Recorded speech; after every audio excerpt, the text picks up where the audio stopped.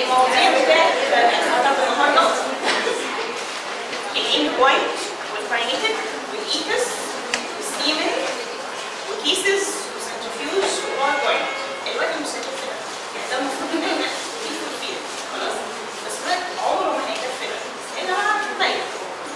فايه الحاجات اللي احنا هنقصها غالبا هم اخر اثنين دول، وهتعمد ان الكيسز يعني هدخل منها في النص كده ولا مش هدخل شويه حاجات بس يعني ساتسفاي البوينتس دي، وبعد كده لو قدامنا وقت او الناس اللي عندها وقت تقعد معايا ونسمع مع بعضينا مفيش مشكله. لا اكتر من 7 غالبا يعني. بصي هو لحد 7 ده ببقى متاكد، بس لو ستيل في حاجات كتير محتاجين نوضحها برضه، لان انا مش محدثه فكره ان احنا ننزل حصتين ثلاثه خالص. خلاص مش وقت يعني عملوا اخر حاجه ده باوربوينت برزنتيشن. دي غالبا مش هناخدها، دي موجوده اصلا تشوفوها على الجروب كلكم على الجروب يا شباب. الباوربوينت على الجروب هي على الجروب يعني تقولي على الفايلز كده هتلاقي في برزنتيشنز، في ضمن البرزنتيشن هتلاقي في برزنتيشن اسمها كيمستري برزنتيشن فيها 40 سلايد تقريبا او اكتر، وكل سلايد مكتوب تحتيها ايه اللي انت شايفاه. هعمل لكم اكل برضه النهارده بالايه. طب يلا بسم الله الرحمن الرحيم نبدا. اول حاجه الاند بوينت اسي. نتكلم كده مقدمه خفيفه ايه الفرق بين كلمه اند بوينت اسي وكلمه كاينيتيك اسي. لما بقول اند بوينت اسي انا ببقى بقصد اي انلايت عادي غير انه انزيم.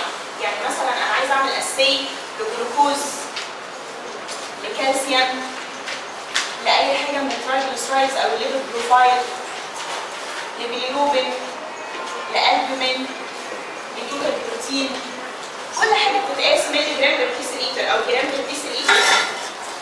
كل حاجه بتتقاس ملي جرام بالديسيليتر او جرام بالديسيليتر دي بسميها اند بوينت انلايت. تمام؟ البسيط بس دي بتجيبها معلش لا بجد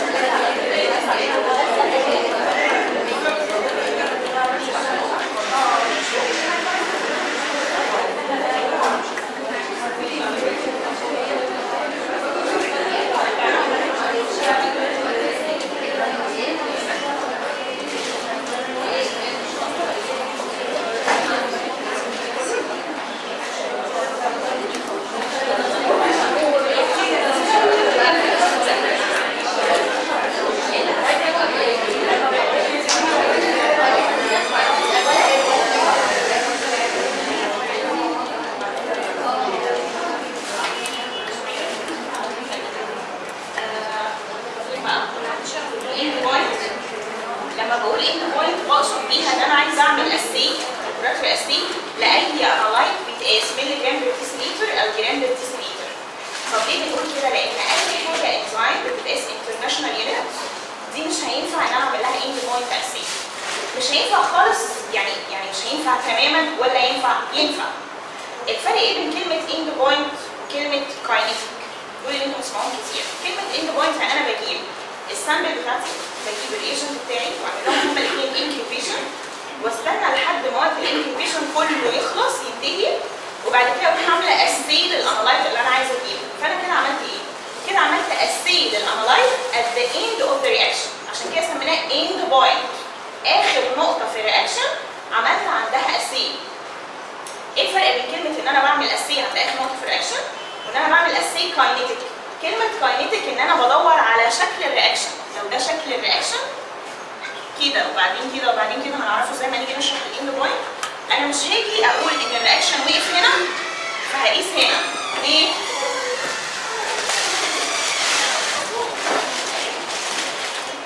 انا مش هاجي اقول ان انا هقيس الانالايت at the end of the reaction، لكن هعمل ايه؟ بحط الانالايت واحط الريجنت، لكن الايم ان انا بقيس activity of the analyte، ما بقيسش الانالايت نفسه. ده كرسي دكتور وائل يا راجل. بصي تعالي اقعدي هنا. تعالي اقعدي هنا. تمام؟ بقيس الاكتيفيتي اوف ذا انالايت. فاهمين قصدي؟ يعني لما بشتغل اند بوينت انا عايزه اقيس الجلوكوز، عايزه اقيس الكالسيوم، كاني بعمل ماس اسي. عايزه اعرف انا عندي قد ايه جلوكوز، عندي قد ايه كالسيوم. لكن لما بشتغل كاينيتيك انا بدور على ايه؟ على انالايت، بدور على الانزيم اكتيفيتي وليس الانزيم ماس. النقطه دي مهمه جدا. تمام؟ خلينا في النقطه الاولانيه اللي هي اند بوينت. عشان خاطر اشتغل اند بوينت انا محتاج ايه؟ تعالوا نفتكر كده سريعا الانسترومنتيشنز اللي احنا اشتغلنا عليها. اول انسترومنت في الحياه اشتغلنا عليه كان اسمه ايه؟ سبكتروفوتومتر. كان شكله ايه السبكتروفوتومتر؟ كنت بقول عشان خاطر اشتغل انا محتاجه لايت سورس. على فكره ممكن جدا جدا يجيلك رسمه انسترومنت في الامتحان زي الاتوميك ابزوربشن، نزل قبل كده مره. احنا جالنا الاتش بي اف سي لو طردنا عليه في الامتحان ولا لغوه لان هو مش عليه. الاتوميك ابزوربشن نزل قبل كده مره في الامتحان، ممكن يرسمهولك ويحط لك عليه ارقام وتحت يقول لك قولي كل رقم وقولي ايه الفانكشن او ايه الفاليو او ايه التايبس بتاعت الحاجه دي.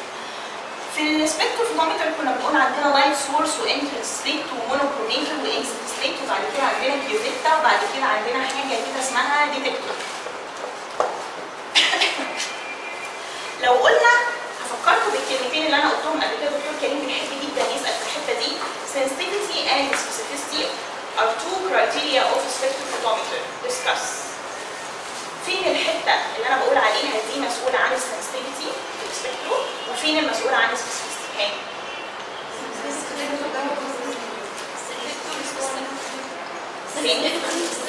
الديتكتور ايه؟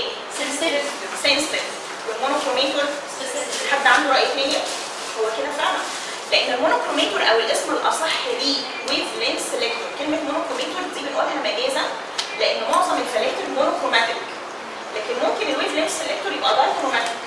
تمام؟ فالكلمه الاصح للمكان ده ويف لينث سيلكتور. الويف لينث سيلكتور الايم بتاعه نعمل ايه؟ يسلكت سبيسيفيك ويف لينث. انا عايز دي مش عايز اللي قبلها ولا اللي بعدها. فعشان كده السبيسيفيستي دي خاصيه من خصائص الويف لينث سيلكتور. طب امال ده الديتكتور دوره انه يعمل ايه؟ ان كل اللايت اللي واقع عليه يعرف يلقطه، ما يطيرش منه اي حاجه خالص. يبقى ياخد انهي كرايتيريا؟ ياخد السنسيتيفيتي ولا السبيسيفيستي؟ سنسيتيفيتي. اذا هنا بتكلم على السبيسيفيستي، هنا بتكلم على سنسيتيفيتي. الحاجه الثانيه اللي لازم تكونوا عارفينها كويس قوي، الجهاز ده بيقيس ايه؟ بيقيس ابزوربنس، صح؟ ابزوربنس، الكلام ده صح؟ ترانسميشن. الجهاز بيقيس ايه؟ ده سؤال شفوي على الستيشن. الجهاز بيقيس ترانسميشن وليس ابزوربنس. نفهمها؟ انا هنا اللايت سورس بيوقع لايت، اللايت اللي بيقع ده انا باخده كله ولا المونوكروميتور ده او الويف لينث سيلكتور بيعمل ايه؟ بيختار سبيسيفيك ويف لينث. طب السبيسيفيك ويف لينث اللي انا عايزها دي بحددها بناء على ايه؟ انا بختار حاجه اسمها ويف لينث اوف ماكسيمم ابزوربنس، وده برضه شفوي. الويف لينث اللي موجوده عندك في البامفلت دي ويف لينث اوف ايه؟ دي الويف لينث اوف ماكسيمم ابزوربنس. يعني ايه برضه ويف لينث اوف ماكسيمم ابزوربنس؟ يعني ويف لينث اوف ذا كومبلمنتري كولر. بمعنى لو انا السوليوشن اللي انا بقيسه هيبقى سوليوشن لونه اصفر، كومبلمنتري كولر بتاع الاصفر ايه؟ بلو، الازرق. يبقى الويف لينس اللي انا بقيس عليها هي الويف لينس بتاعت الاصفر ولا بتاعت البلو؟ بتاعت البلو. فاهمين قصدي؟ يبقى الويف لينس اللي انت بتختاريها، بتختاري انهي ويف لينس؟ بختار ويف لينس اوف ماكسيمم ابسوربنس اللي هي الويف لينس اوف دي كومبلمنتري كولر. يعني الكومبلمنتري كولر اللي هو الازرق ده، في ازرق فاتح، في ازرق زهري، وفي ازرق داخل على كحلي، فانا بختار الويف لينس اوف ماكسيمم ابسوربنس ان انا بضمن بيها انها خدت لي كل حاجه لونها بلو كولر. تمام؟ بعد كده بيبقى عندي حاجه اسمها اكزيت سليت بيطلع منها السبيسيفيك ويف لينس. يعني الويف لينس او اللايت قبل ما يعدي هنا كان كل اللايت معدي. المونوكروميتور او الويف لينس سيلكتور اختار لي السبيسيفيك ويف لينس اوف ماكسيمم ابسوربنس اوف ذا كومبلمنتري كولر وعدها لي من الناحيه الثانيه من الاكزيت سليت. بعد كده الكولر وقع الناحيه الثانيه على حاجه اسمها ايه؟ كيوفيتا. الكيوفيتا دي عباره عن ايه؟ الكيوفيتا دي عباره عن حاجه كده بلاستيك، ممكن تبقى بلاستيك، ممكن تبقى ازاز جلاس، ممكن تبقى كوارتز. طب افضل انواع الكيوفيتات ايه؟ كوارتز. طب احنا في المعمل اللي هتشتغلوا عليها بايديكم هيبقى نوعها ايه؟ بلاستيك، اكيد مش هحط لك لا ازاز ولا كوارتز. الكوارتز دي ممكن تشوفوها في الهيماتولوجي، في الهيموجلوبين اسي، مانيوم هيموجلوبين اسي، بس الكوارتز دي ثمنها حاجه و90 جنيه. فغالي جدا، فما ينفعش ننزلها في الامتحان. فعشان كده الكيوفيتات اللي انا هشتغل عليها هتبقى بلاستيك كيوفيت. طيب محتاجه اعرف عنها ايه؟ في اشكال مختلفه، ريكتانجلر، مش عارفه سيركلر، ما اعرفش ايه، بس اهم حاجه وانا بشتغل هقول لها ايه؟ لازم ما تكونش سكراتشد وتكون كلين وما تكونش ستين. خدي بالك قوي من كلمه ما تكونش ستين. ساعات واحنا بنشتغل معظم شغلنا احنا البرنسبل بتاعنا في الريسبكتيف فورمولا كالوريمتريك اسيد، يعني بقيس ايه؟ بقيس لون. اذا كل الريجنتس بتاعتي مش كالوريز، كل الريجنتس بتاعتي ملونه. يا اما ريجنت كالوريز بس ما تحطي عليه السامبل يلون زي الريجنت بتاع الالبومين كده، كالوريز ما فيهوش اي حاجه، وانس انك حطيتي له الالبوم تلاقيه اخضر. تمام؟ فعشان كده انا بقيس كالوريمتريك، فلما تحطي في الكيفيتا دي مره اخضر مره احمر مره اصفر كل مره بتاخد ستين، فالمفروض تغسليها كويس، ولو عندك الكحول يا ريت تغسليها بالكحول بعد كده تعمليها فلوتنج. يبقى اما تسال على الكيفيتا هقول لها انا عايزه الكيفيتا دي كلين، ما تكونش فيها سكراتشز، تسلم ايدك شكرا. تكون كلين، ما يكونش فيها سكراتشز، وما تكونش ايه كمان كلرد ولا ستين. طيب وبعدين الكيوفيتا دي بيقع عليها الويف لينس اوف ماكسيمم ابزوربنس اللي هي الويف لينس اوف دي كومبلمنتري كولر. طب في حاجه تاني بالنسبه للكيوفيتا لازم اخد بالي منها، في حاجه مهمه جدا. في حاجه اسمها ايه يا اولاد؟ مينيمم كيوفيت فوليوم. ده مهم قوي. يعني ايه مينيمم كيوفيت فوليوم؟ فاكرين نرجع كده للقانون بتاع البيرز لامبرت لو لما كان بيقول ابزوربنس يساوي اي بي سي وكونسنتريشن يساوي اي بي سي، صح؟ ايه دي كانت؟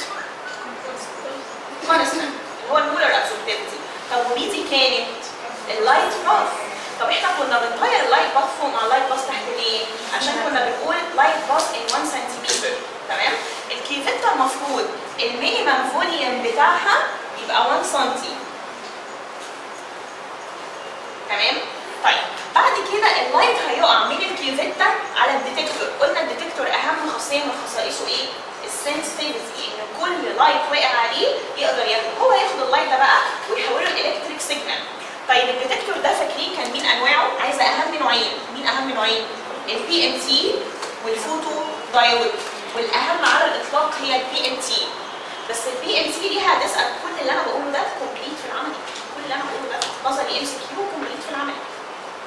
مقدمه مهمه عشان نعرف الجهاز بنستخدمه ازاي، لازم اشرح السبيكتر الاول. البي ام تي اللي هي الفوتو مالتيبلاير تيوب، لو تفتكروها كنا بنقول حاجه كده شكلها عامله كده، كان يدخلها الالكترون من ناحيه يحصل له مالتيبليكيشن يبقى 2 يبقى 4 يبقى 8 وهكذا، فبتزود السنسيتيفيتي. لكن مشكلتها انها بتعمل حاجه، ايه هي الحاجه دي؟ دارك كارنت. برافو عليكم، دارك كارنت.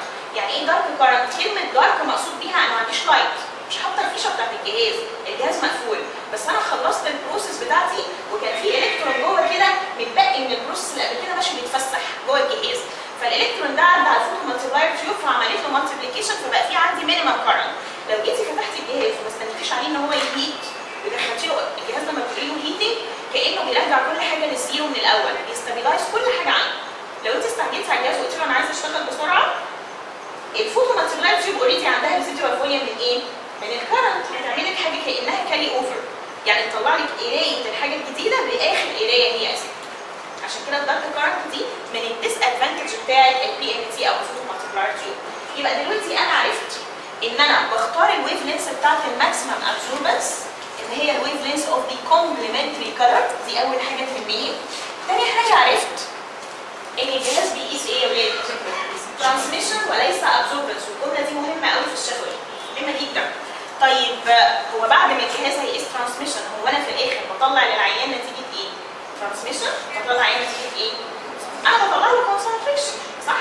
هو انا هطلع له اقول له الابزوربنس بتاع الجلوكوز بتاعك 0.655 ولا اي حاجه، انا هطلع له ايه؟ هقول له الكونسنتريشن بتاع الجلوكوز بتاعك 100 مللي جرام بر ديسليتر. طب انا هجيب الكونسنتريشن منين؟ من الابزوربنس. طب هجيب الابزوربنس منين؟ من الترانسميشن. يبقى انا لازم اكون حافظ معادلتين مهمين جدا جدا. واحده بتقول ترانسميشن بيساوي absorbance minus 2 log percent transmission. فاكرينها دي؟ مهمه قوي. المعادله الثانيه بتقول concentration test يساوي absorbance test على absorbance standard في concentration standard. concentration test يساوي absorbance test على absorbance standard في concentration standard. دي ايه؟ دي اللي ايه ودي اللي ترانسميشن. دي 2 ماينس لوج، ايوه شاطرين برافو عليك. ابزوربنس بيساوي 2 ماينس لوج برسنت ترانسميشن، والثانيه كونسنتريشن تيست بيساوي ابزوربنس تيست على ابزوربنس ستاندرد في كونسنتريشن ستاندرد. اذا انا هفهم ايه من الكلام ده؟ هفهم ان لو الجهاز وصل له 100% ترانسميشن اوف لايت. يعني ايه كلمه 100% ترانسميشن اوف لايت؟ معنى كده ان في اي سامبل عندي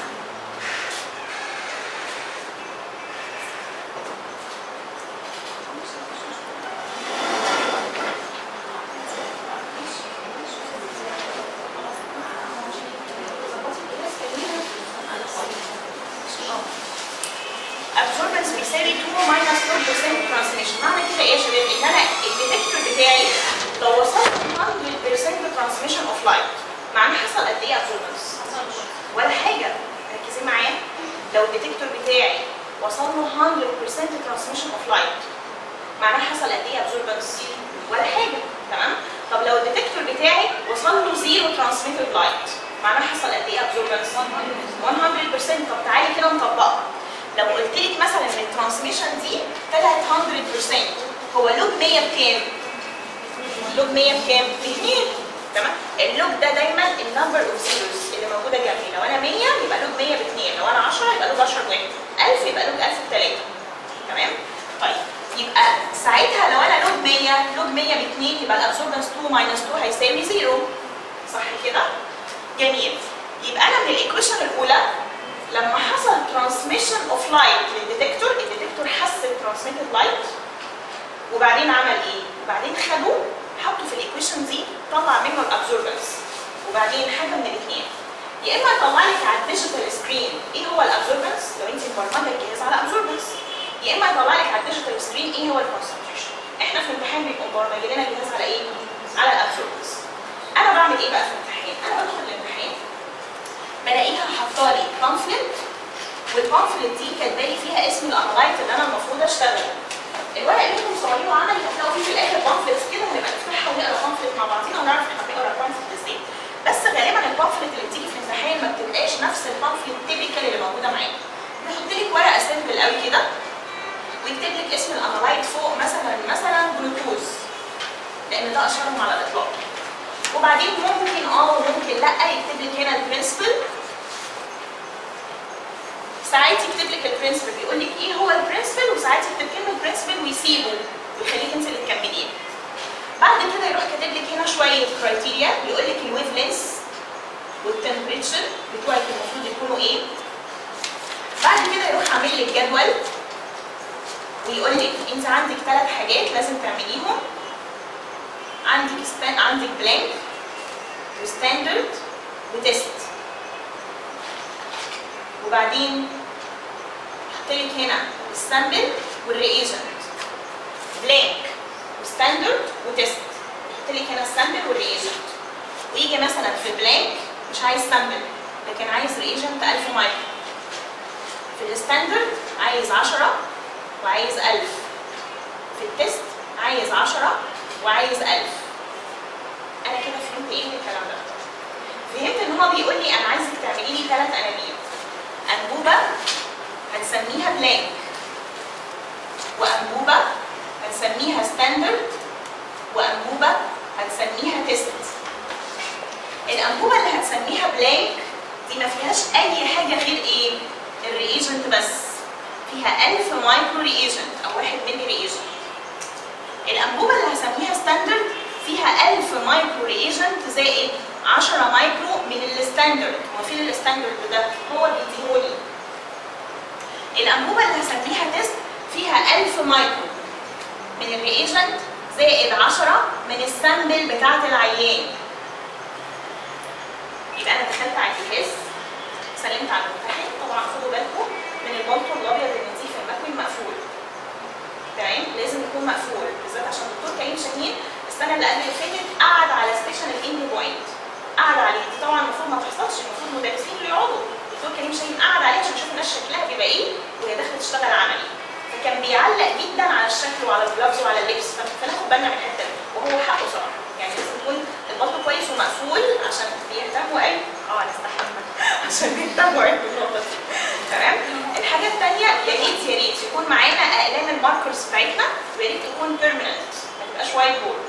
عشان لو وايت بورد هتلاقي نفسك كتبتي بلانك وستاندرد وتيست، وبعدين ساعات بتكتبي وتسيب الانكيوبيشن 10 مينتس ويندهلك تحل ستيشن ثانيه، فتروحي تحلي الستيشن الثانيه حد يكون بنت حلال كده الحمام مصفي بينقل لك انابيبك فايده جت على البتاع فغير لك كل حاجه، ودي حصلت معايا.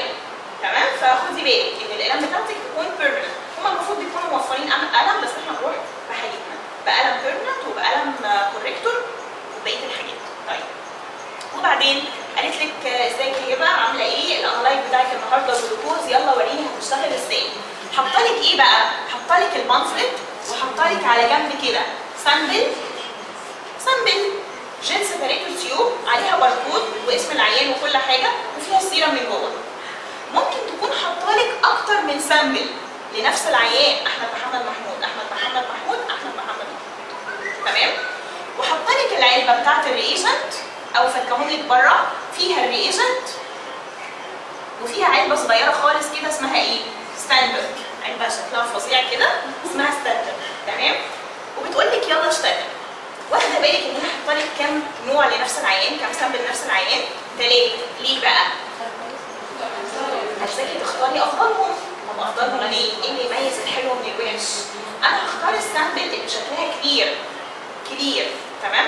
كلير يعني ايه؟ ما تكونش لايبيميك، وهختارها كمان ما تكونش حمراء ولا اصفر غامق، يعني ما تكونش هيمولايزد ولا اكتريك، يعني كلير ومش لايبيميك وما فيهاش جوندس. تمام؟ طب احنا المره اللي فاتت كلير ومش هيمولايزد ومش جوندس. المره اللي فاتت قلنا ليه مش هيمولايزد؟ فاكرين؟ قلنا الهيمولايزد بيأثر بثلاث حاجات. لو الانالايت موجود جوه، لو جوه الار بي سيز في كومبوننت بيأثر على الانالايت، او ايه؟ او ايه الحاجه الثالثه؟ لو في حاجه اسمها كالوريمتريك انترفيرنس، لو انا بقيس كالوريمتريك انترفيرنس. تمام كده؟ يبقى تفتكري لو انا عندي هنا عينه هيمولايزد ينفع اشتغل عليها جلوكوز؟ ماشي ينفع. فاكرين المره اللي فاتت قلنا جلوكوز بالجلوكوز اوكسيديز بوزيتيف انترفيرنس، بالجلوكوز هيكسوكوبانيز نيجاتيف انترفيرنس، اذا في الحالتين في انترفيرنس. يبقى مثلا لو الجلوكوز مش هينفع اشتغل. طيب يبقى ادي العينه هيمولايزد. طب تاني عينه ما ينفعش اخدها، العينه اللايبيميك. طب تفتكري العينه اللايبيميك ممكن تعمل لك ايه في السامبل بتاعتك؟ لا هنا قاعد الدكتور واقف، معلش انا كنت اوريك هنا قاعد تفتكروا انا اصلا لا قاعد زعلان بره عشان سايبينه انا شغال في الفلاشه وحاجه وحشه لسه والله مش هو عايز احضر الحصه احنا زي ايه كده. ماشي. الحاجه الثانيه العينه اللايبيميك. ليه ما ينفعش اشتغلها؟ تفتكروا ليه؟ عشان ايه؟ هتعمل انترفيرنس مع الابزور، بس بالذات لو انا بقيس حاجه شويه فيها سكاترينج. اللايبيميا بتعمل لايت سكاترينج فبوظ لي القياس خالص. طب مين اكتر حاجه بتقيسيها بلايت سكاترينج تكنيك؟ البروتينز والالبومين، بالذات الالبومين بتحب تقيسه بالسكاترينج. طيب طب لو العينه بتاعتك لايبيميك هي هتسالك زي ما احنا عملنا المره اللي فاتت العينه دي هيمولايزد ينفع تشتغليها ولا لا؟ حسب الانالايت. الجلوكوز موجود جوه الار بي سيز؟ لا. لكن في كومبوننتس جوه الار بي سيز هتاثر على الميثود اوف اسي. انت دلوقتي بتشتغلي روتين ميثود ولا ريفرنس ميثود؟ روتين طبعا، الريفرنس ده بتاع ريفرنس لاب. انا دلوقتي بشتغل روتين ميثود. طب الروتين ميثود بتاعت الجلوكوز اسمها ايه؟ جلوكوز اوكسيديز. طب الجلوكوز اوكسيديز الهيموليسيس يعمل فيها ايه؟ بوزيتيف ولا نيجاتيف انترفيرنس؟ بوزيتيف، عشان هنطلع جي 6 بي تي كتير يمشي الرياكشن فورورد على طول، فالاند برودكت تبقى اعلى فيديني فورس بوزيتيف انكريس في الجلوكوز اسبرين. طيب خلاص دي الهومرايزد مش هنشتغلها. طب العينه الثانيه اللي طلعت لايبيميك اشتغلها ولا ما اشتغلهاش؟ برضه يستحب ما اشتغلهاش لانها هتعمل انترفيرنس. طيب لو انا قلت لك معلش انا ما عنديش غير العينه دي هتعملي فيها ايه؟ هعمل حاجه اسمها سامبل بلان هنشرحها بعد شويه. طب لو انا عندي اوبشن تاني غير السامبل بلان تعملي ايه؟ يعني العينه اللايبيميك او اللايبيميا احلها ازاي؟ اول حاجه ان انا اعمل فاستنج للعيان. لو انا بامكانياتي ان انا ارفض العينه هقول انا مش هشتغل العينه دي واكلمهم واقول لهم يا جماعه العيان يصوم النهارده من 12 ل 14 ساعه لازم احفظ الرقم ده ويبعت لي عينه بكره الصبح ونشتغلها. طب لو انا مش في امكاني ان انا اعمل فاستنج للعينه ممكن اعمل حاجه اسمها الترا سنتريفيوجيشن. الالترا سنتريفيوج ده الار بي ام بتاعه قد كده ساعات بيوصل لمليون. الار بي ام اللي احنا بنزود الار بي ام مثلا 4000 عشان نعمل بي بي بي ليكويد بور بلازما، ساعات في الالترا سنتريفيوجيشن بيوصل لمليون عشان خاطر يفصل الدنستي من بعضها. الالترا سنتريفيوجيشن هيوقع لي كل حاجه ويخلي لك السبيسمن بتاعتك كلير. طب لو انا ما عنديش امكانيه الالترا سنتريفيوجيشن دي فعلا مش موجوده غير في المعامل الكبيره جدا، ساعتها ممكن اعمل حاجه اسمها ايه؟ سامبل بلان. يبقى how to overcome a lipemic sample complete. ازاي overcome على lipemic sample؟ يا اما fasting of patient يا اما ultra centrifugation يا اما حاجه اسمها sample blank هقولها بعد شويه. تمام كده؟ طيب نيجي لثالث حاجه. الانبوبه الثالثه ممكن تبقى فيها ايه؟ فيها جوندس. لو الانبوبه فيها جوندس تشتغليها ولا ما تشتغليهاش؟ سيرم اصفر غامق. يعني اصفر مش الصفار العادي، السيرم كله اصفر، هتلاقيه اصفر داخل على صفار ليموني كده. تشتغل العينه فيها جوندس ولا لا؟ برضه المشكله لا. ليه؟ حاجتين ممكن تعمل دايركت انترفيرنس مع الانالايت، زي لو انت عندك كريات ممنوع منعا باتا، ممنوع منعا باتا اكون بشتغل عينه كرياتينين. طبعا كلمه كريات دي بيننا وبين بعضينا لكن هي كرياتينين. ممنوع منعا باتا اشتغل كرياتينين في وجود عينه فيها جوندس. تمام؟ لانها بتعمل دايركت نيجاتيف انترفيرنس على الكرياتينين. او نفس الفكره ان انا بقيس كولوريمتريك. طب ساعتها لو هي مش بتعمل دايركت انترفيرنس على الانالايت تلغي الكولوريمتريك انترفيرنس برضه بحاجه اسمها ايه؟ سامبل بلانك. يبقى برضه العينه اللي فيها جوندس ممكن الغي الانترفيرنس بسامبل بلانك، والعينه اللي فيها هيموليسيس ممكن الغي الانترفيرنس بسامبل بلانك طالما الانالايت ما هوش موجود جوه الار بي سيز، وطالما الانالايت ما هوش بيتاثر جوه حاجه جوه الار بي سيز. يبقى هيموليسيس او لايبيميا او جوندس ممكن الغي استخدام سامبل بلانك، وهنعرف يعني ايه سامبل بلانك. طيب يبقى انا عرفت في الاول اول ستيب انهي عينه في دول اللي انا هختارها اشتغل عليها. هتقولي لها ايه؟ هختار العينه الكلير اللي ما فيهاش هيموليسيس ولا جوندس ولا لايبيميا. لو سالتك هتقول لك كل واحده من دول لو شفتيها هتعملي ايه؟ هنقول الطريقه بتاعت المانجمنت اللي احنا قلنا عليها. اخترتي السامبل اوف تشويس بتاعتك. بعد ما اخترتي السامبل اوف تشويس هتبداي تاخدي انابيب. اختاري انابيب، انت عندك علبه كبيره فيها انابيب، اختاري انابيب تكون كلين وكلير تعرفي تعملي عليها مارك. طلعي المارك بتاعك وامسكي 3 انابيب واكتبي بلانك وستاندرد وتيست الحروف اللي انت عايزاها بالطريقه اللي انت عايزاها، بس تكوني حافظه اللي انت كتبتيه ده ايه؟ بلانك وستاندرد وتيست. تمام؟ طيب وبعدين هتجيبي العلبه بتاعت الريجنت وتبداي تشتغلي. في ناس بتقول احنا بناخد من الريجنت دايركت، والكلام ده مش صح. الصح ان احنا نعمل ايه؟ نفضي الريجنت في تيوب او في الغطا لو الغطا كبير. يعني الريجنت بتاع الجلوكوز زي الغطا بتاعه كبير وعريض وطويل بياخده بتاع 5 مللي، ممكن تفضي فيه، بس هم ما بيحبوش الحركه دي قوي، بيحبوها ان انت تغطيها في تيوب، تفضي في تيوب نظيفه من الاول. تمام؟ وبعدين هتمسكي البيبيتا ال1000 وتاخدي 1000 مايكرو هنا، 1000 هنا، 1000 هنا، لان في ال3 انابيب انت عايزه ايه؟ ريجنت. محتاجه اغير التب البيبيتا. عارفين الحاجات الصغيره دي اسمها تشيك ليست ب 10 درجات. المفروض ان التشيك ليست يقال انها ما كانتش موجوده الدور اللي فات، لكن احنا مش ضامنين. وانا مش انا شايفه ان مش صح ما يبقاش عندنا تشيك ليست. امال يبقى عمل ازاي؟ المفروض التب بتاعت البيبيتا تتغير من انبوبه لانبوبه ولا لا؟ لا، ده نفس الريجنت والانابيب كلها كلين كلير، عملتي ايه؟ ولا اي حاجه، اصلا مش بعمل بكتيريا هنا عشان خاف من كونتامينيشن، بشتغل على الريجنت. يبقى نفس التب، خدت 1000 حطيت 1000 وحطيت و1000 وحطيت، جميل جدا، ومرقمه انابيبي او معلمه انابيبي من قبل ما اشتغل. وبعدين عندك انبوبه الستاندرد الجميله دي، هتروحي واخده علبه الستاندرد، هو كاتب لك كام؟ 10 ولا 20؟ ايه اللي كاتب لك كام؟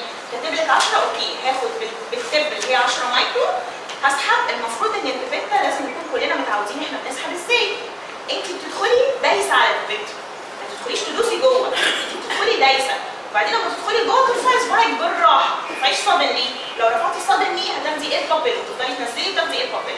يعني تدخلي اصلا اوريدي دايسه، تنزلي جوه السيرم او جوه الستاندرد، وترفعي صباعك بالراحه لحد ما تلاقي في مارك على التب، هتوصلي للفوليوم اللي انت عايزاه. خدتي الفوليوم اللي انت عايزاه، حطي جوه الريجنت، نزلي لحد الاخر، تمام، وبعدين اطلعي وهي مقفوله، وبعدين ديسكارد، دوسي كمان تكه بره وديسكارد. طب الفوليوم اللي انا حطيته جوه ده، المفروض ان انا اعمل ميكسنج جوه؟ لا، مش المفروض ان انا اعمل ميكسنج. زمان كنا بنعمل كده، بس لقينا الحركه دي بتعمل لنا ايه كتير؟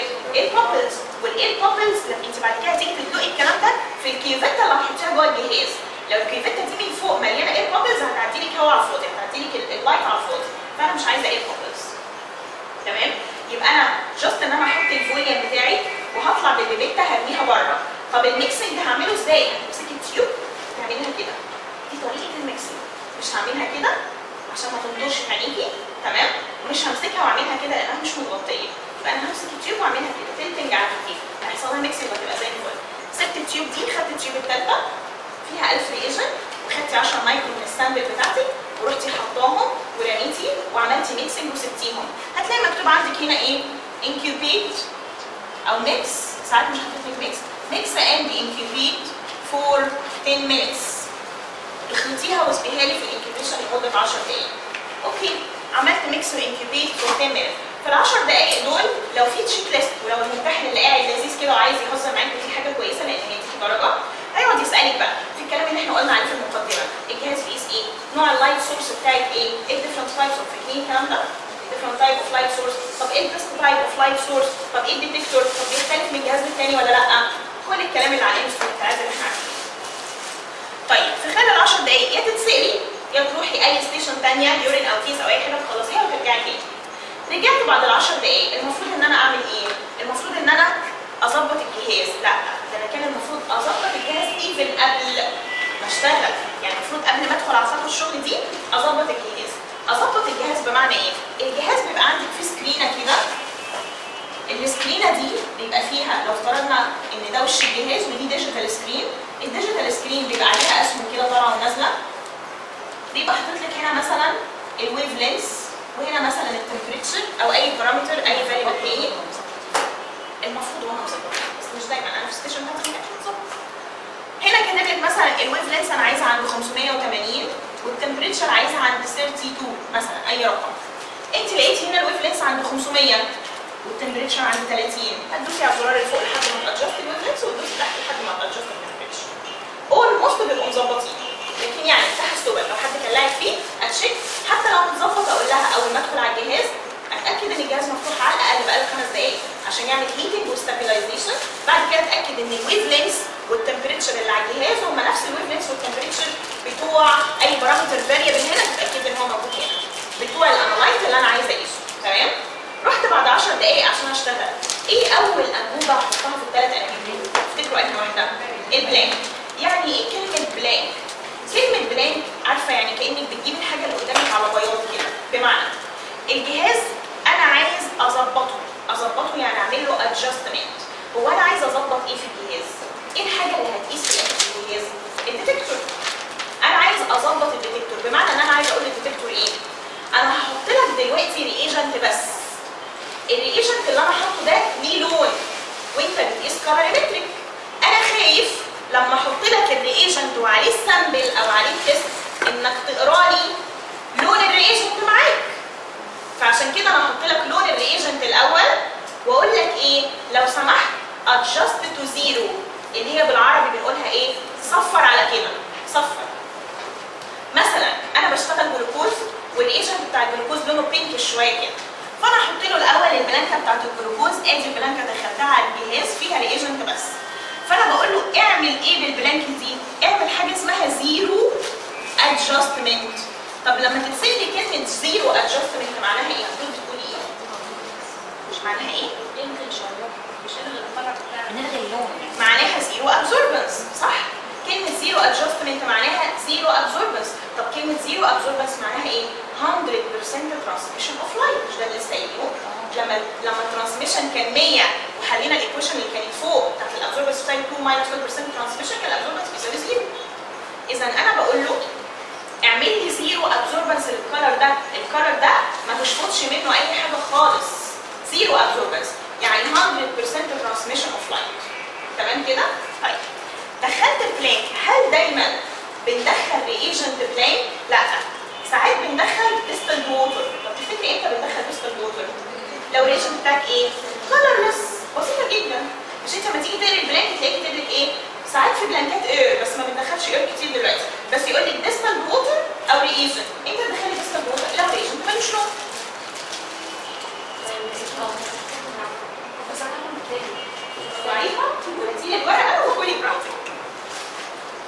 امتى بدخل ميه بس؟ امتى؟ لو الريجنت بتاعي كلرلس. طب ادخل الريجنت امتى؟ لو الريجنت بتاعي ليه لون عشان انا عايزه ادي لون. دخلت البلانك وقرا، بعد ما قرا هدوس ايه في الجهاز؟ هدوس ايه في الجهاز؟ زيرو ولا انتر؟ انتر. تمام؟ هو اصلا الجهاز قرا، انا بدوس انتر عشان خاطر القرايه دي يحفظها لي عنده جوه علشان يطرحها من اي قرايه، او يشيلها خالص وتلاقيه يطلع لي اعلى سكرين زيرو هيد زيرو هيد زيرو هيد. احنا مش شايفين زيرو؟ طيب بعد ما حطيت البلانكه نحط ايه تاني حاجه يا ولاد؟ الستاندرد ولا التيست؟ ها؟ نحط الستاندرد. حد عنده راي تاني؟ برافو عليك، برافو يا شيماء، برافو يا ساره. حط العينه الافتح، خدي بالك جدا من الكلمه دي. حط العينه الافتح وليس الستاندرد، انت بتقيسي لون. في كل الانالايتس اللي في الدنيا دايما الستاندرد بيطلع غالبا افتح من التست، لكن بتقيس العين جلوكوز بيطلع عالي، كريات بيطلع عالي، لكن ايه الانالايز الشهير اللي بيطلع واطي عند العينين؟ الالبومين. فهتلاقي الستاندرد متظبط على ان هو 3.5 او 4، وتلاقي العيان عنده هيبقى البومينيا والالبومين بتاعه هيطلع لك 2. فعشان كده تفتكري انهي لون هيبقى اغمق؟ لون الستاندرد هيطلع اغمق كتير من لون التست. طب ايه المشكله؟ طب احط الستاندرد وبعدين احط التست. قال لك لا، المشكله ان في حاجه اسمها ايه؟ كاري اوفر. يعني ايه كلمه كاري اوفر؟ كلمه كاري اوفر معناها contamination of sample with previous sample. contamination of sample with a previous لعينه.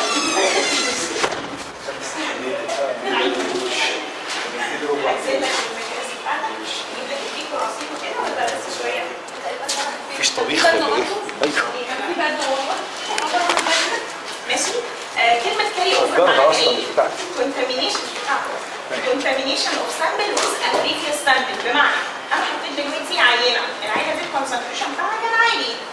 لما شلت العينة دي جيت احط عينة تاني الكونسنتريشن بتاعها اقل، وارد جدا ان الديتكتور كان لسه قاري قراية عالية بعد كده حطيت له قراية قليلة، وارد ان الشيفت ده يعمل لك شوية ايه؟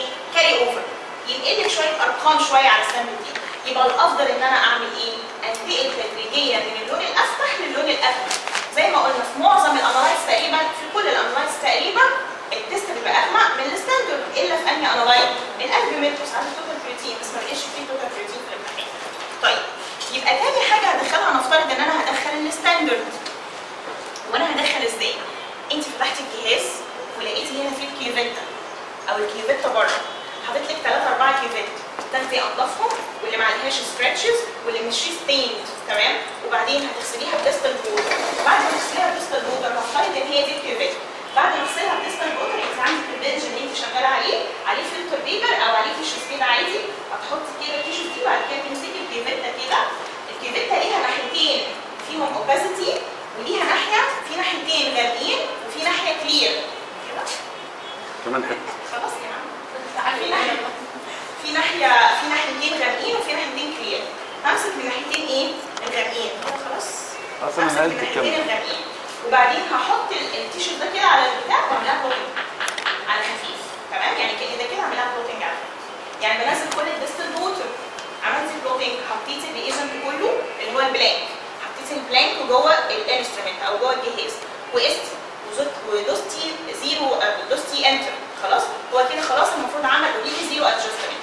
هتروحي شايله الكيوبيتا تاني، تروحي مفضيه كل الرياجنت اللي فيها ده جوه انبوبه البلانك تاني. طب وبعدين تروحي عامله بلوتنج. في بعض الناس بعد ما بتفضي في البلانك تروح غاسله تاني الديستال ووتر. جميل جدا وده الاصح، انك بعد ما تطلعي السوليوشن منها تغسلي تاني الديستال ووتر. تمام؟ وبعدين تروحي عامله للكيوبيتا تاني بلوتنج. طب خلصتي البلوتنج وتروحي عامله ايه؟ تاخدي الكيوبيتا وبعدين تروحي شايله احنا عملنا ايه اخر حاجه؟ هنا فيها الستاندرد. خلاص؟ حطي الستاندرد وقيسي. قستي هتطلعي رقم. خدي الرقم اللي هو اداهولك ده، الرقم اللي هو اداهولك ده اسمه ايه؟ اسمه ابزوربنس ستاندرد. صح؟ مش الجهاز ده بيقيس ترانسميشن ويطلع لي منه ابزوربنس ويديني قرايه ابزوربنس؟ رقم الابزوربنس ستاندرد ده اكتبيه هنا كده على جنب. وبعدين خدي الكيوبيتا، ادلقي كل اللي فيها في الانبوبه تاني، اشطفيها بديستال ووتر، اعملي لها بلوتنج، حطي فيها التيست اللي هو اخر حاجه. حطينا فيها التيست، بعد كده هنمسك الكيوبيتا وندخلها على الجهاز عشان خاطر نقيس. هنمسك الكيوبيتا وندخلها على الجهاز عشان خاطر نقيس. القياس التاني هيبقى اسمه ايه؟ ابزوربنس للتيست. ده القياس التاني. كده ايه المعطيات اللي عندك؟ القانون بتاعي بيقول concentration test يساوي absorbance test على absorbance standard في concentration standard. انا دلوقتي مثلا قست الابزوربنس ستاندرد ده لقيته طالع 0.02 وقست الابزوربنس تيست لقيته طالع 0.04 مثلا. خلاص؟ يبقى هكتب اهو 0.04 على 0.02 ومثلا الكونسنتريشن ستاندرد عندي طالع 100. طب انا جبت منين الكونسنتريشن ستاندرد ده؟ مكتوب على الازازه. اللي بينسى يكتب يا ولاد الكونسنتريشن ستاندرد مكتوب على الازازه. انا باخده كده من اول ما ادخل ان هو مكتوب على الازازه. طب وبعدين 4 ل 2 فيها ال 2% هيطلع في الاخر الكونسنتريشن بتاع الجلوكوز بتاعي 200 مللي جرام بير دي سي لتر. تمام؟ طيب نيجي بقى للسؤال. احنا عملنا ايه كده من الاول بسرعه؟ احنا داخلين على الستيشن بتاعت الاند بوينت، عندنا جهاز اسمه سبكتروفوتومتر وعندنا البامفلت مكتوب فيها اسم الانالايت فوق. هنفترض ان الانالايت جاي لنا جلوكوز. طب في انالايتس معينه بتنزل كتير في الامتحان؟ الجلوكوز اكثرهم واشهرهم، بعديهم الكرياتينين عشان دي تركه معينه هنقول عليها دلوقتي، بعديهم الكالسيوم نزل الدور اللي فات. الكرياتينين هو اللي نزل الكالسيوم كان الدور اللي قبليه. الكرياتينين، الكالسيوم، الالبومين، ممكن الاميليز ده تمام. ممكن الكوليسترول ممكن بس مش كتير قوي. يبقى الجلوكوز والكريات والكالسيوم والالبومين والكوليسترول. البيليروبين استحاله انه ينزل. ليه بقى؟ مالتي ستيبس كتير كذا ريجن، تحط ده وشيل ده وانكبيت، عمر ما البيليروبين ينزل ابدا.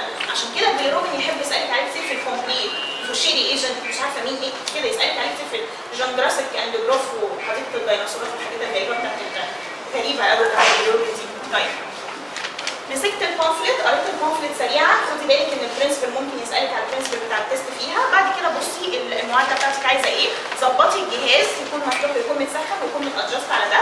هاتي الانابيب اعملي لهم ليبلينج بلانك وستاندرد وتست، حطي في كل حاجه زي ما هو كاتب لك في الجدول بالظبط، وسيبي انكيبيشن يا تتسيبي يا تروحي تعملي اي حاجه. تعالي دخليه، هتدخلي البلانك، الجهاز هيقرا البلانك هيديكي رقم، هتدوسي عليه انتر عشان يعمل حاجه اسمها زيرو ادجستمنت يعني 100% ترانسميشن اوف لايت. بعد كده شوفي اللون الافتح غالبا بيبقى الستاندرد الا في عينه الايدومين، هتدخليه هيديكي قرايه انقلي القرايه بره ابزوربنس ستاندرد. بعد كده دخلي التست بتاعك هيديكي حاجه بره اسمها كونسنتريشن ابزوربنس تيست. بعد كده اكتبي حاجه اسمها بيرز لامبرت لو، مش لازم تقولي ان ده بيرز لامبرت لو، مش لازم خالص، وتروحي كاتباه وتعوضي فيه وتطلعي رقم. هل ممكن يجي لي سؤال على الحته دي بعد ما اطلع رقم؟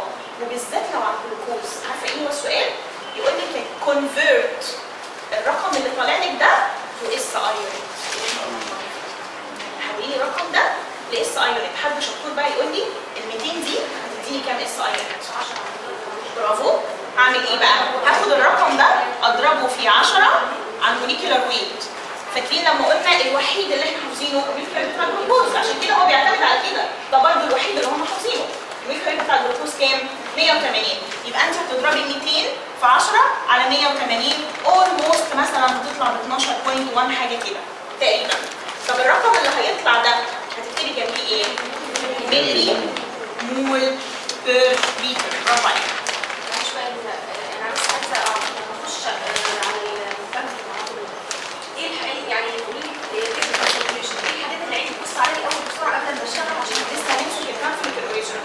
دي الكالكوليت اللي هو بيديهاني في الامتحان المفروض تبقى سمبليفايد. الكالكوليت الاوريجينال فيها تفاصيل كتير، بعد البريك هنبقى نفتحها ونشوف فيها ايه. ماشي؟ لحد هنا حد عنده اي مشكله في حاجه؟ طيب ايه اللي انا عايزه اقوله بقى؟ عشان ما نفوتش.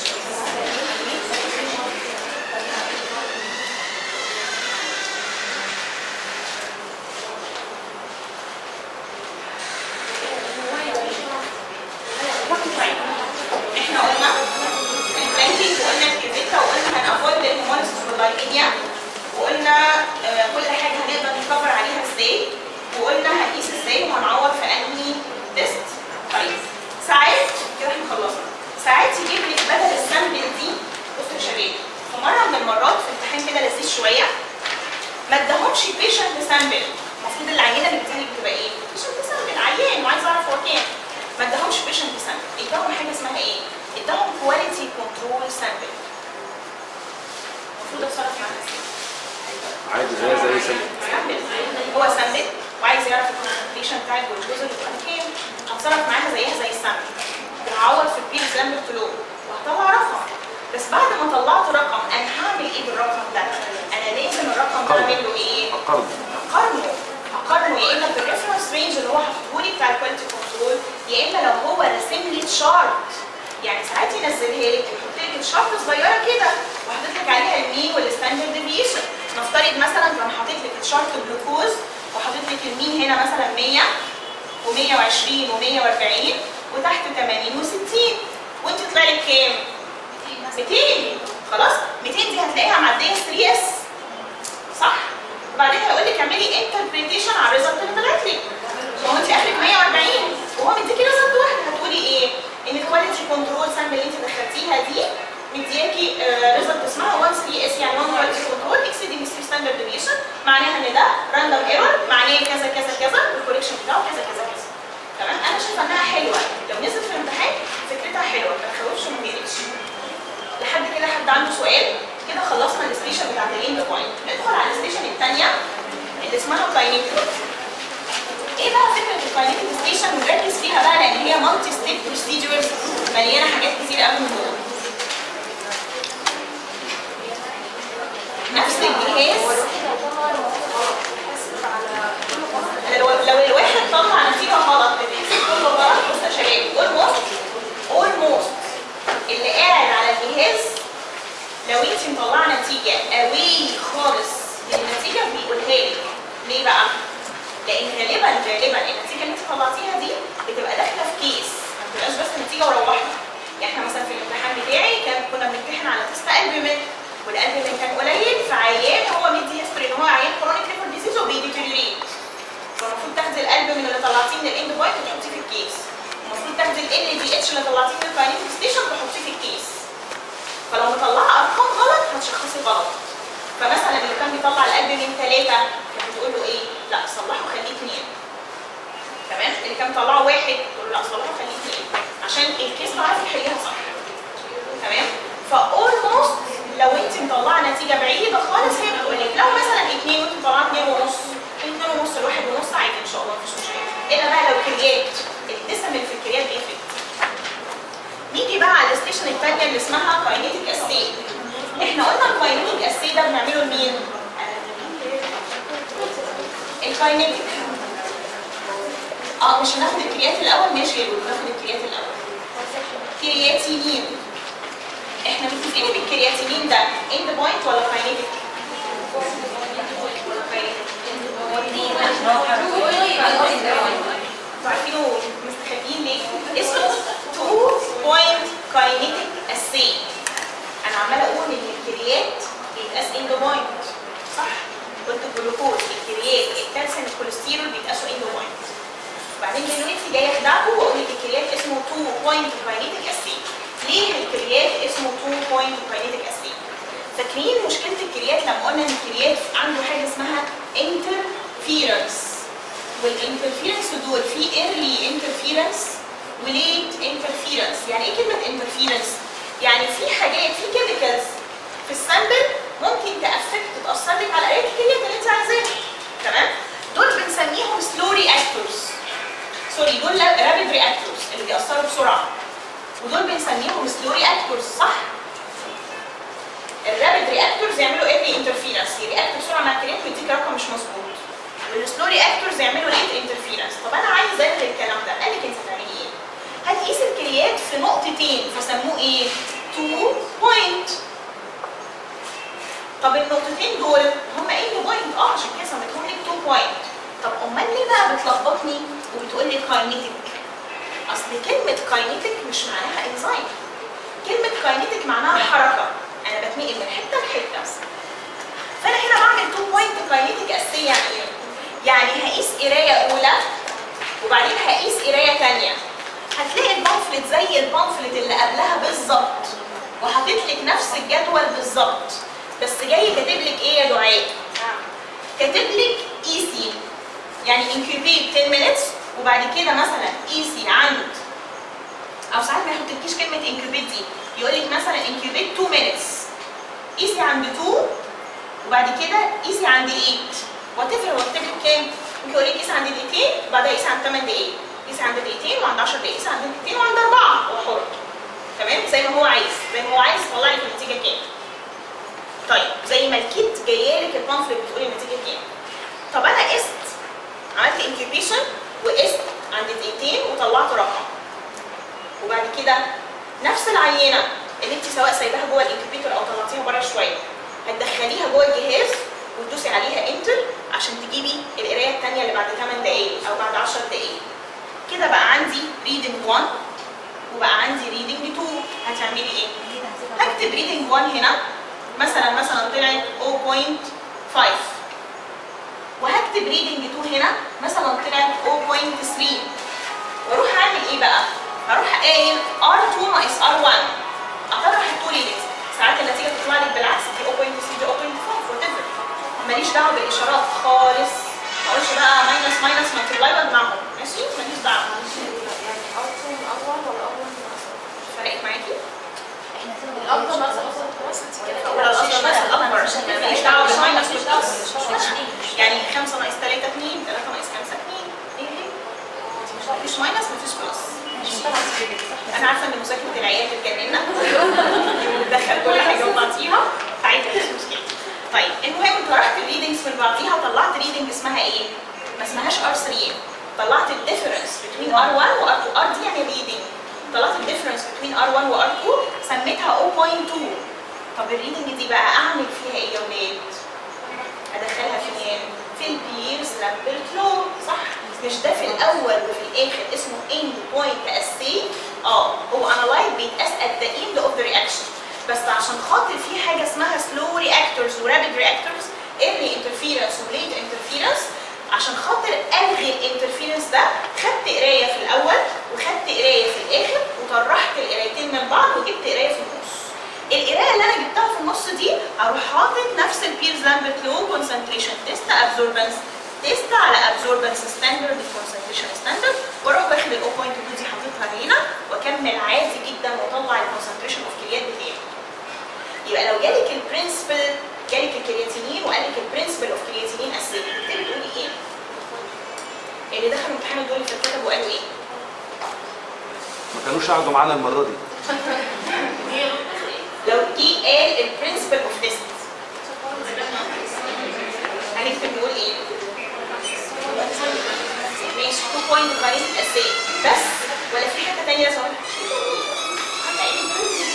بس ولا في حته ثانيه لازم اقولها؟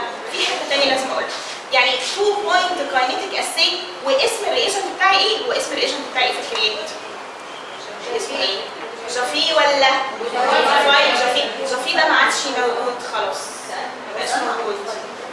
اسم الرياجنت طيب خلاص هو كده، هو بقول لك لو جاب لك برنسبل اوف تيست وسابه فاضي هو كده خلاص. سبب فاضي؟ لا، هقول 2 بوينت كاينيتيك اسي باي موديفايد.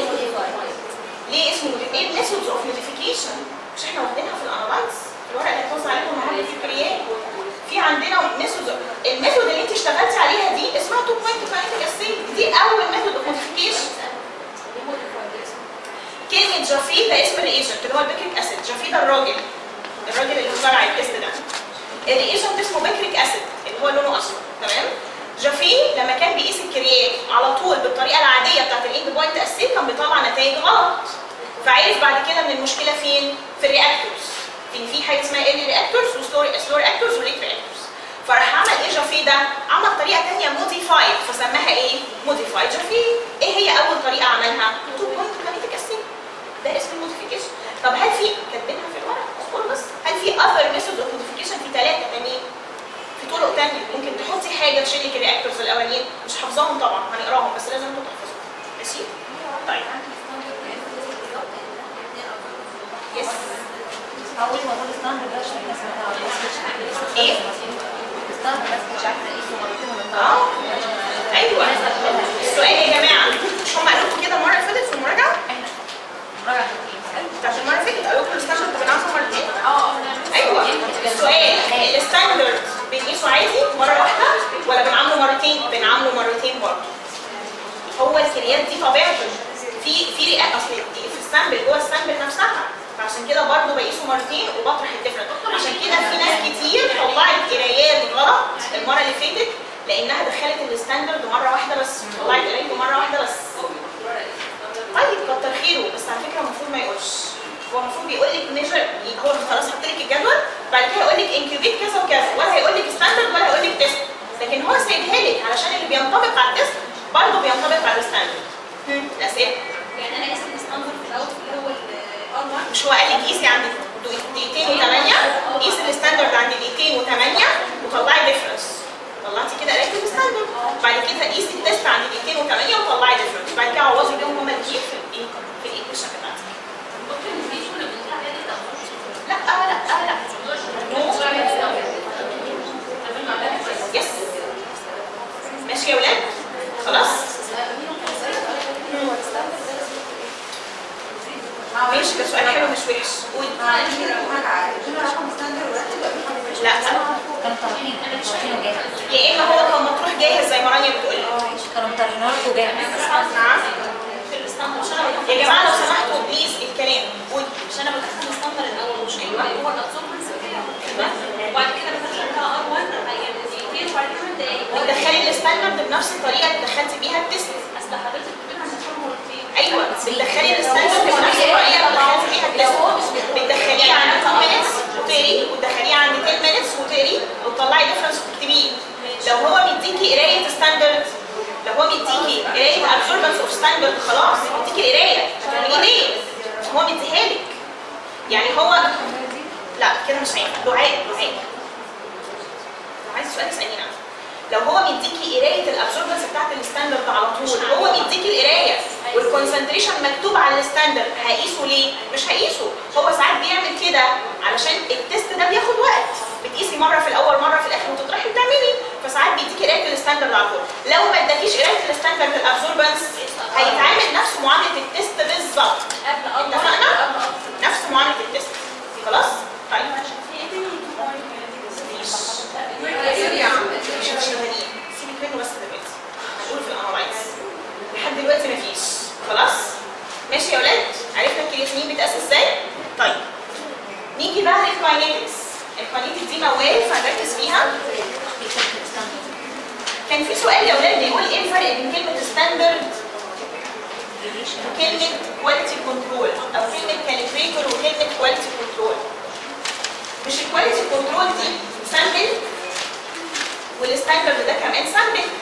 ايه الفرق بين الكواليتي كنترول والستاندرد؟ حد عارف؟ باي ديفينيشن.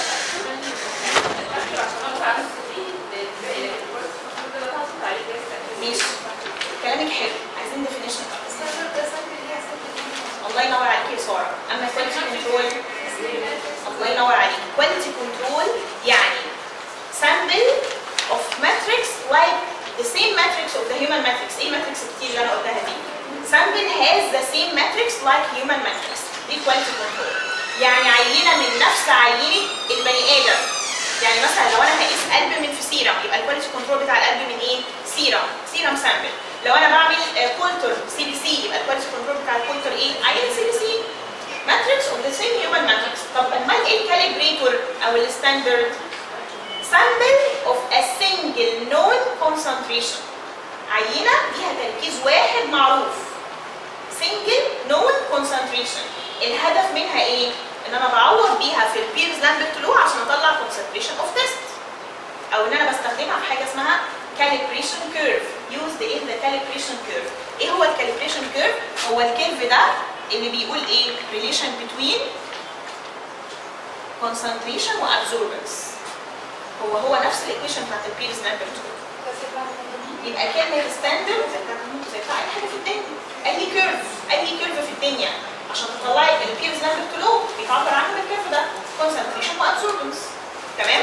يبقى كواليتي كنترول يعني sample has the same matrix like human matrix. لكن standard a sample of a single known concentration to be used in the calibration curve. هستخدمها في الكاليبريشن كيرف او to be used in Pear's Lambert law عشان اطلع concentration of test. الديفينيشنز دي بتيجي complete وبتيجي true false. طب معلش يعني هو concentration في السيرم برضه؟ يعني ايه؟ يعني السيرم فيه concentration بتاع المادة دي؟ السؤال ايه؟ اللي هو في الستاندرد هو في نوع concentration يعني السيرم فيه نوع ستاندرد ده concentration. انت عاملاه من بره، انت جايبه حاجه من بره دي ستاندرد انت عارفاه وانت جايباه من بره، جايباه حاطاه في سيرم، حاطاه في ايكو سوليوشن، حاطاه في مطرح حطاه مش مشكله. هو انا مش ممكن اعمل كوبايه ميه تركيز السكر فيها 100 مللي جرام بالديسيليتر؟ صح؟ الكواليتي كنترول لازم تبقى سيرم سامبل، لكن الكاليبريتور مش شرط تبقى سيرم سامبل، اي سامبل. الفكره انك جايبه حاجه من بره، غالبا الكاليبريتور ما بتبقاش هازردس اصلا، بتبقى زيها زي الريجن، حاجه سنسيتيف انا مدوبه فيها السبستانس بتاعتي بويل نوين كونسنتريشن. ندخل في الكاينيتيك. النهارده يوم طويل فعدوه بقى كده، عدوه بقى ايوه يعني عشان في حاجات غريبه بتطلع. طيب ندخل بقى في الكاينيتيك. ايه فكره الكاينيتيك؟ فكره الكاينيتيك اتعملت مخصوص علشان حاجه اسمها انزيماتيك رياكشن. يعني اتعملت عشان خاطر اقيس مين؟ اقيس الانزيمز. ايه اليونت بتاعت الانزيمز؟ انترناشونال يونت بير لتر. طب ايه الاس اي يونت بتاعت الانزيمز؟ كتال او نانو كتال. طيب نيجي بقى نقول دلوقتي لو انا عايز اعمل حاجه اسمها كاينيتيك اسي، بدايه كده نفهم الكيرف ده. فاكرين الكيرف بتاع الاند بوينت شكله ايه؟ كاليبريشن كيرف بين كونسنتريشن وابزوربنس بيرز لامبرت لو. عادي جدا. لكن الكيرف بتاع الانزيمز شكله ايه؟ افتكري الرول بتاع الانزيم. هو الانزيم ده دوره ايه؟ ده سبستانس بتكاتالايز رياكشن. يعني سواء اميليز عشان يفك بتاع ده الستارش يخليه جلوكوز، سواء لايبيز عشان يفك الترايجليسرايدز يخليهم مونوجليسرايد او يخليهم فاتي اسيد سنجل وداي فاتي اسيد. يعني الانزيم دوره انه يشتغل على حاجه مكعبله يفكها او يشتغل على حاجات مفككه يكعبلها. يعني هو بيكاتالايز رياكشن. يبقى انت يهمك ايه في الانزيم؟ تقيسيه كله تقولي انا الانزيم ده موجود عندي قد ايه، ولا تقيسي الاكتيفيتي بتاعته تقولي الانزيم ده شغال ولا مش شغال؟ اكيد شغال ولا مش شغال. تمام؟ في طرق اقيس بيها الانزيم نفسه اسمها ماس اسي، زي الاتش بي اس سي، زي الايزوليتريك فوكسنج، اللي هي الطرق اللي بقيس بيها الايزو انزيمز. كل دي طرق بقيس بيها ماس اسي. تمام؟ لكن الانزيم نفسه لما عاوز اقيسه عشان اعرف الفانكشن بتاعته هقيس ايه؟ هقيس الكاينيتيك بروبرتي اللي هي الخاصيه الحركيه بتاعته اللي هي اسمها ايه؟ الانزيم اكتيفيتي. طب انا هقيس الانزيم اكتيفيتي ازاي؟ قال لك يا ستي هنعمل كيرف كده. الكيرف ده عباره عن 3 فيزز، فيز شكله كده، وفيز شكله كده، وفيز شكله كده. الفيز الاولاني ده اسمه ايه؟ اسمه incubation phase. ليه اسم تاني طاير من دماغي، حد فاكره؟ لاج فيز او incubation phase. الفيز التاني ده اسمه linear phase. طب الفيز التالت بلاتو. يبقى انا عندي 3 فيزز، incubation linear وبلاتو. طيب تعالوا نفتكر تاني لما كنا بنشتغل اند بوينت كان يهمني قرايه اسمها زيرو ابزوربنس، ان انا اقيس البلانكه واصفر عليها. طبعا اصفر دي ما تتقالش في الامتحان. هقيس البلانك واعمل زيرو ادجستمنت، تمام؟ فمحتاج ان انا اعمل زيرو ابزوربنس. طب تعالي هنا، انا في الاخر عايز اعوض في القانون عشان اطلع كونسنتريشن، يبقى هقيس ابزوربنس. هقيس الابزوربنس ازاي؟ في الحته دي ولا دي ولا دي؟ في انهي فيز؟ في لينير اكيد، لوجيك. طب ليه مش هقيس في الفيز الاولاني؟ لان الفيز الاولاني ده اسمه ايه؟ انكريبيشن فيز، ده الفيز بتاع التعارف. التعارف بين مين ومين؟ بين الانزيم والرياجنت. كلمه رياجنت في الكاينيتيك اساي بنسميها سبستريت. ليه؟ لانها بتماثل الحاجه اللي جوايا. كاني جبت نفس الرياجنت، مثلا لو انزيم هجيب له من جوه حاجه هجيب له رياجنت شبه الستارش، فبسميه سبستريت، حاجه حاططها عشان هو يشتغل عليها. تمام؟ لكن فكره رياجنت حاجه زي حاجه، لكن سبستريت حاجه موجوده عشان الانزيم يشتغل عليها. يبقى الفيز الاولاني اللي هو الانكريبيشن فيز ده بيحصل فيه مرحله تعارف بين الانزيم وبين السبستريت اللي جوه. طب بعد ما بيحصل تعارف يبدا الانزيم يشتغل. لما الانزيم يشتغل يبدا يديني قرايات. القرايات دي هسميها ريدنج 1، ريدنج 2، ريدنج 3، ريدنج 4. ممكن تاخدي اي عدد من القرايات زي ما انت عايزه. بس معظم البامفلتس بتاخد 4 قرايات. بعض البامفلتس بتاخد 3 بس. يبقى انت في الامتحان بين 2، يا 3 قرايات يا 4 قرايات. مين اللي بيتحكم؟ البامفلت بتقول لك ايه، مش انا اللي بقول. البامفلت بتقول لك ايه. تمام؟ طيب ريدنج 1 دي بنسميها ايه تفتكروا؟ بنسميها زيرو ابزوربنس. لا، ناخد بالنا بقى فرق قوي جدا بين الاند بوينت والكاينيتيك. الاند بوينت في حاجه اسمها زيرو ابزوربنس، لكن الكاينيتيك مفيش حاجه اسمها زيرو ابزوربنس. الكاينيتيك في حاجه اسمها انيشيال ابزوربنس. يعني ايه انيشيال ابزوربنس؟ هي الريدنج 1 اللي انت خدتيها دي، يعني اول قرايه قريتيها للانزيم اكتيفيتي بتاعتك على الجهاز. اذا اول قرايه قريتها للانزيم اكتيفيتي بتاعتك دي سميتها ايه؟ سميتها انيشيال ابزوربنس او ريدنج 1. بعد ما قرينا ريدنج 1 هنقرا بعد كده حاجه اسمها ريدنج 2، بعد كده ريدنج 3، بعد كده ريدنج 4. طيب نيجي بقى نتفرج شكل الريدنجز دي ايه. حد عايز يشرب حاجه؟ ايوه